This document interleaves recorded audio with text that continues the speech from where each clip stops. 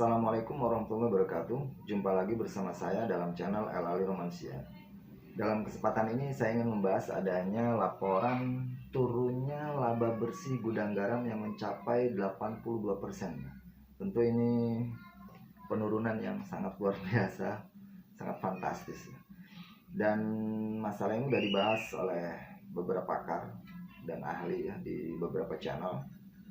Hanya saja bahasanya mungkin masih dalam sudut pandang seorang pengamat, bukan pelaku. Jadi yang membuat saya tertarik untuk membahas ini, saya ingin membahas dari sudut pandang seorang pelaku, ya, pengusaha rokok itu sendiri. Tapi tepatnya mantan, ya, karena sudah 4 tahun ini saya memutuskan untuk berhenti, ya, bisnisnya berhenti, merokoknya pun berhenti. Dulu saya perokok sekaligus penjual. Sudah 4 tahun ini saya sudah berhenti.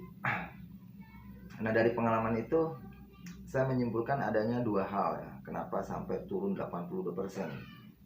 Yang pertama, adanya perubahan pola konsumen rokok yang berubah.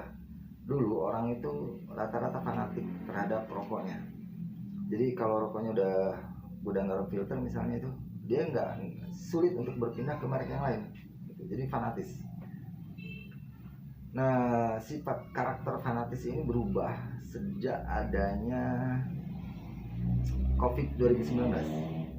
Jadi ketika terjadi COVID, ada penurunan daya beli masyarakat, ya.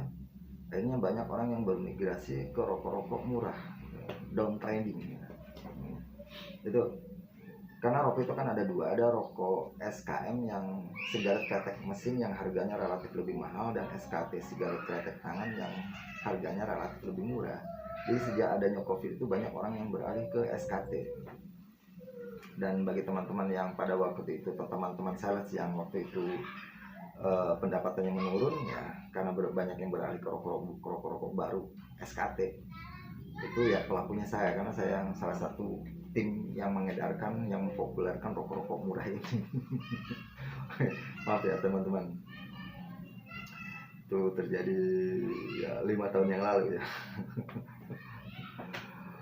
Itu jadi menurut saya yang pertama itu adanya perubahan pola dari fanatisme menjadi tidak fanatis lagi. Dan yang kedua pajak, ya, tentunya, karena pajak itu setiap tahun kan naik. Jadi ada jarak yang jauh antara pendapatan yang menurun dan harga rokok yang semakin tinggi, semakin melambung tinggi. Nah, dari situ pasti sudah jelas itu memaksa orang untuk berpindah ke rokok-rokok yang lebih murah, karena bagi perokok, rokok itu kebutuhan, ya, suatu kebutuhan yang harus terpenuhi dan harus